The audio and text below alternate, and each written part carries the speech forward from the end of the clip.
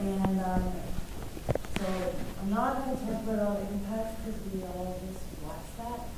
But I'm going to talk about how it's all affected our people as native people, and how it's all, and how all these things now affect you guys.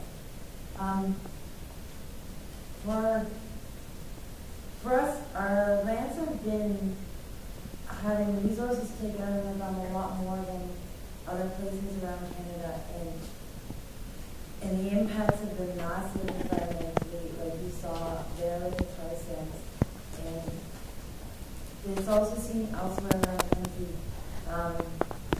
When I was younger, I went to Shisaski and I saw their community and the effects from Hydro One, and how their whole community needed to be moved because where they lived was flooded out.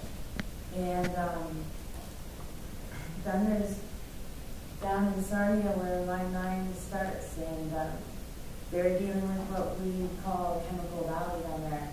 And the impacts from them are so massive from the environmental destruction on their lands and around their lands that not only is the environment destroyed and the water is unsafe and everything else, it's affecting their birth rates and the ratio of girls to boys that are born. That's an impact that is so massive when it affects people down to that sort of detail. And that's part of why they're so upset about Line-9 too. To think that a place could be so environmentally destroyed and now it's going to be at further risk from having the reversal of Line-9 and the risk of the leak from that heavy crude oil going through it. And all over in so many of our communities we see this. And the government fools you and they tell you that it's a more environmental way and it's more ethical and it's better for you. Like they were talking about there with the tar sands. They do it too with diamonds. You get told to buy Canadian diamonds because they're more ethical. And then you look at the Beers mine in Atalaska and you compare what they've done to the land there and the impacts they have on the people up there to the Beers mine in Sierra Leone. It's not really looking so ethical anymore. It's the same sort of thing.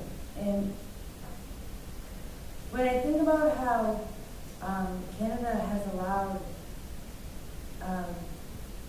our rights to be trampled this way and for our people to be destroyed this way without any concern at all, it's really frustrating and concerning for me. But also, at this point, I look at all of you, everyone else in Canada, and I think you all really need to be concerned too. Because Canada has shown that they can take away the rights of the land and the rights of the plants and animals and the rights of the people on its own borders, and it's okay and it's allowed. And you might think it's treaty rights and wonder how important those treaty rights might be for their rights, and they've been taken. And it's further than that too. When they talk about in the film about the lack of constitution, that's not just a treaty right, that's part of your constitution that Canada has willfully broken, and they now created new omnibus bills to continue to break it and ensure their ability to break it. And if Canada, your government can break your constitution by laws and put laws in place to protect it so that it can continue this environmental destruction on our lands, you will need to be really concerned because it's spilling over on all of you. And I think if any of you have been following the omnibus bill situation or trying to see what you can do about Line-9 here that's running through Kingston, you're going to start to see that too. And the reason that happens is when you take away the rights of one person, it's okay to take away the rights of somebody else. And by our rights being allowed to be destroyed the way they have been, it's okay to do it to all of you now too. And I see that happening, and I think you all should be very concerned. And I don't even know how to tell you what you can do about Line-9, because the really scary thing is they just have to reverse it. The line is all already down there in the ground. You can't sit at home and just vote this out, because not just the conservatives, but the liberals, NDP and the Greens, they're all okay with the pipelines and the terraces at this point, because economy is more important than the environment. And what that basically says to me is that money is more important than me, and money is more important than all of you. And there's a website where you can go and put in your complaints about Line-9 to the government. You have to fill out this big expensive form before Friday. Mm-hmm. And so unless you're an expert, they're not actually going to let you have your opinion. And I really think the only thing left is for all of us to stand together. And I think that can fix a lot of the problems here in this country. I think if all of the Canadians stand with all of us First Nations people to protect our rights, you will find in that the protection for your rights. When you say that some of these rights can't be protected and we'll fight for that, then we will be fighting for all of our rights here. And as the government takes step after step to stop you all from having any other way to stop these things from happening, because those omnibus bills have already passed. You can't just vote these things away, you can't just do things quietly anymore. We really need all of you to stand up with us and stand up with every other group. And we've been doing that by example. Our I Don't Know More community in Kingston is open to everybody. And we've been reaching out to everybody that we can think of, for all these other groups, like the Decline-Nine people, many other groups in Kingston. We can't just stand up for the issue that's most important to us. We have to stand up all together for each other's issues at this point. And when we see that Decline-Nine hasn't done, we don't need to go and stand up. And when we see that KCAP hasn't done, we don't need to go and stand up. And when we see that I Don't Know More does, we all need to, everything, we need to stand together, because that is the only way we're going to have a voice strong enough to stop a government that's just pushing through us if they want. And this isn't even really our government anymore. Once upon a time it was the Canadian government, but I don't know how many of you noticed about a few years ago, Stephen Harper changed the name, it's now the Harper government. He's taken that from you all too. And I feel strongly proud of you, because I know what it's like to have your rights taken away and to go through some of the social injustices that Canada's inflicted upon my people. And I don't want to see that happen to anybody else, not to my kids and not to anybody either. And so I really encourage you all to keep coming out to this and keep making our voice heard and keep writing letters, still like the letters, because this is huge. As Line-9 runs throughout all this area and it runs through Kingston, there is another name for Kingston, and it's a name you've all heard your whole lives because of the Little Cat and the Cataraqui Conservation Area, the Cataraqui Mall, Catwoods, Cat. That comes from the Mohawk word for this area, Cataraqui, and it's a village where all the waters join together. And when we look around the city, we know that. Right? And we're at the end of Lake Ontario, where there's Cerrito and St. Lawrence, and out there in the little Cat watershed system, which is a vital watershed system. All those waters, like, that are so important, and don't just affect us who live here in the city, but spread out really far, like not just in straight lines, but like in a wheel, so it spreads out a huge area. All those waterways out from Kingston, and imagine if a spill will happen. Like, it's happened in a line just like this before. What they're going to send through is more corrosive. It's an old pipeline. It will happen somewhere. Imagine if it happens here. The destruction that we will all face in this city is unbelievable.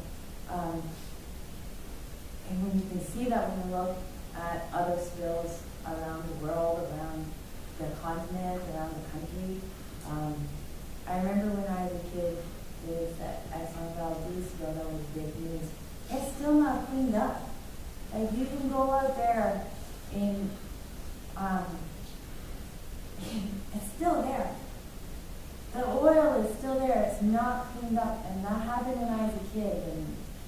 And I'm a lot older than that now. I can't tell how old, but my oldest daughter's turning 17 today, so a lot older than when I was a kid.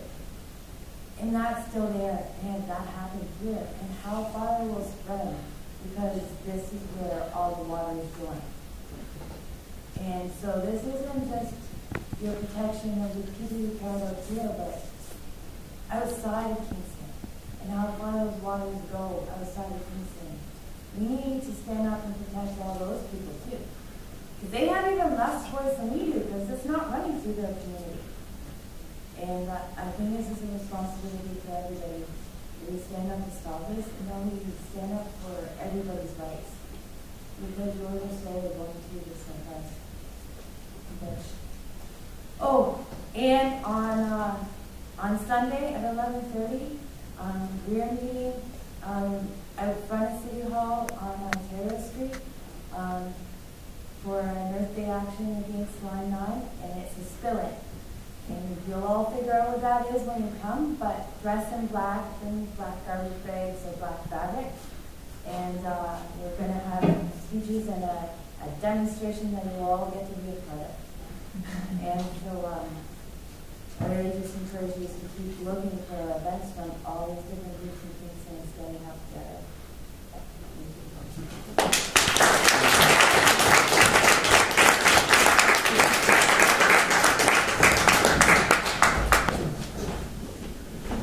As we make a little announcement for another thing, as you know, it's a world issue. It's not just Canada. And Canada's playing the Canadian mining industry is playing a major role throughout the world in doing the same things it's doing in the oil sands. I'm a member of the Canadian Salvadorian Association of Kingston. And we had Mining Watch Canada visit us a few weeks ago, and a speaker from El Salvador, who is a member of a committee, of an organization that's trying to stop the mining in El Salvador. And I won't take too much longer. Just tell you that they did stop. They elected a new government. They did pass an act to stop the mining for now. But there are about 40 gold mine projects that are waiting to start again. So they're on May 9th through 12th. They're having an international conference, and they're looking to get some representation from different areas. So we're looking for one person or two people who would find a way to get to El Salvador for that conference and just come back and report back to us on they're having a conference in which they're going to go over what is going on, what the dangers are, how their communities are in danger of being destroyed by the mining, and just be prepared to report back to the community. So if anybody is willing to it just has a dream, it'd be nice to go to El Salvador and see what's going on and be part of the movement on an international level. If you come up to me and tell me, I'll put you in touch. Also, Mining Watch Canada website also has information on it. So I'm done. I hope I didn't distract you too much. No, I think that's very important. Because it is, like, these issues are happening all over the world, and a lot of it is resource related. They don't really care. A lot of the resource extraction, all the different things, they don't have to follow the laws of the country that they're in most of the time. They don't have to. It puts them above all of us. And it is a very serious problem for a lot of different people all over the world. Three people were, three activists resisting the mining were killed in El Salvador the past 2 years. Why? Because they're activists. And probably there's reason to believe it was done under the auspices of Canadian mining companies. Sorry, just another announcement. A fellow named Gavin who's just associated with Kingston, is trying to put together the infamous 10-page application for participation in the National Energy Board, and I think he's looking for help. So I have his email. So if anyone wants to get involved with interviewing in that, they can email him at gavin@pandasolar.ca. And I have it here. And just write that down. What position is City Council taking on that? Can you do that? Yeah. But I'm just going a little bit about that. So City Council has sent in a commentary. They're not taking a position against the line reversal. They're just sort of putting in their sort of these are our thoughts and that sort of thing. So they're not taking a stance against it. Other cities are, but the city of Kingston isn't, which I think is quite ironic considering we're supposed to be. Are they recommending any extra safeguards like valves every 3 miles and double pipe? Yeah, I think there's things like that in the comments, but it's not like a direct position against it. It's more sort of along the lines of, maybe some recommendations. I'm not exactly sure. Do you know if they're asking for intervener, like a party status? They're not. And was that voted on? I think that the council decided to go with the World Advisory Committee's leadership. Who's that? that? On that matter. Who's the and I one? don't know if they actually had a vote to the intervener status. What's The council is Jeff Scott, and he is on that committee. I don't remember who else is on it, but you're going to get nowhere with him. Try. He's one of the worst councils we've got. He's the one who said that students don't pay taxes, so they should not Have any representation. He said that. If you pay rent, you pay tax. You know, it doesn't seem to grasp that. Who's responsible for getting an alternative drinking water supply for us? Is it City Council or Utilities Kingston? Normally when there are oil spills, the company is only responsible for a portion of the cleanup. The rest of it goes to us. No, but what would our water source be? Or whatever water source, I don't know. I mean, who should be looking There's- for yeah. Trucks. There's no planning, but I can tell you this, the majority of the cost of those sorts of things, like where we get water from, would fall to us. And I mean, for an example of what happened in Michigan with the Kalamazoo River spill of 2010, a lot of people just moved from that area. They don't live there anymore. So I think that would be the sort of thing that would be happening here if there was a similar spill. The level of toxins, and then both from the parsons and from the gas that they use to mix them together, it would make it. Yeah, you probably would. Does everyone know that Kingston's water supply comes from surface water from the lake just a short distance away from the mouth of the Cataraqui River? So it's not like there's a well somewhere that would be safe from a surface spill. A spill in that whole area would go right to the drinking water intake. And I think most of us in Kingston know that watersheds do the most important one in this area. Also, in case you want to know, when C-45 took out the protections of thousands and thousands of waterways and lakes and stuff in Canada, one of them is usually the head of the watershed. So that lake that rolls down to all the other rest of that watershed that we all drink from here in Kingston, it is not affected. I know that what Environmental Defense is, which is helping kind of get information out there and helping people with understanding this 10-page application. I think they're really pushing the province to do their own environmental assessment because there isn't really the means to do that now at the federal level. So that's one of the angles that they're really trying to get the citizens to push, is to push our provincial government to do really like an actual EA, an environmental assessment. So that's one potential ally, because I do think the city of Toronto, right, and also the province have applied for intervener status. And is there any time to get, I mean, I know Friday's the deadline, so the city of Kingston is kind of a moot point at this time? Yeah, they declined. They declined it? Yeah. The best thing you can do at this point is just stand up and make sure Well, you're yeah. along with everybody else. My line 9 goes through my family's farm, and so we're applying a 10-page, filling out the form. I also live 2 kilometers from it in Elton. I'm north of the city, so it's also concerned.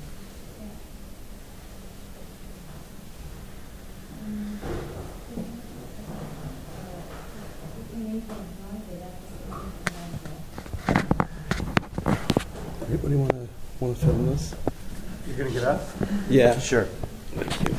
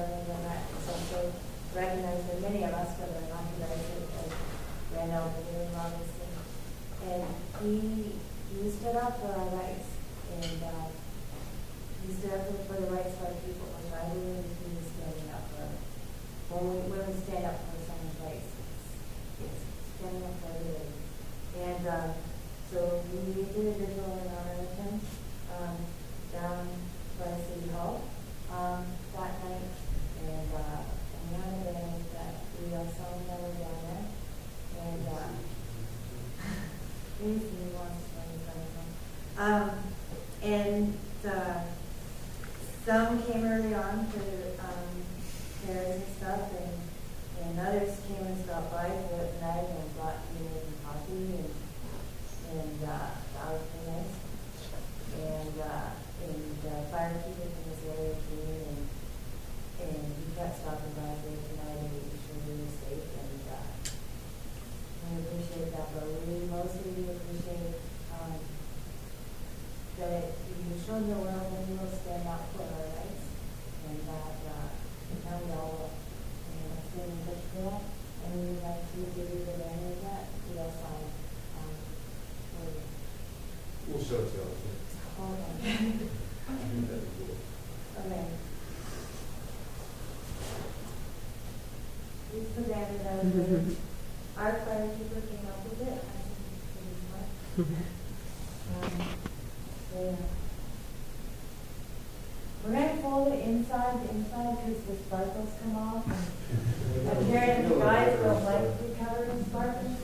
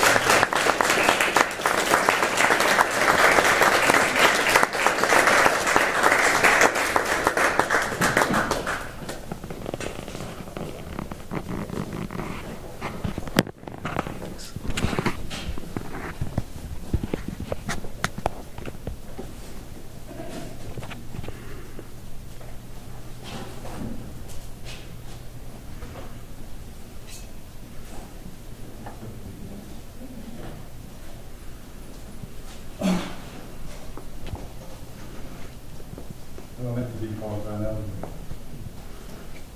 It was a name that was given to me by the women who are lawmakers and hierarchy in terms of where they come from. They're at the top. They call all their shots. You just listen and just support. So when I first asked it for 3 days, it was one of the most dramatic it's in the uplifting experiences in my life. Not only on a personal level, but also on a national and global level. Having heard some of the stuff that I just saw here personally from people from all over the world, and I mean literally all over the world. Some countries showed up in my tent, I didn't even notice this. And these are the stories that they brought me. What goes on out there in their countries by the governments that are so driven by money. This. In today's society, we are ruled by this now. This is what we aspire to get every day. We how are we going to get money? Where am I going to get my next cent or my next dollar? This is what Canada now holds more dear. They say it's better for us. So is the rest of the country out there. All the countries, the people, the senators that came and seen, some ambassadors that dropped by that are being coerced, blackmailed, that are not being listened to.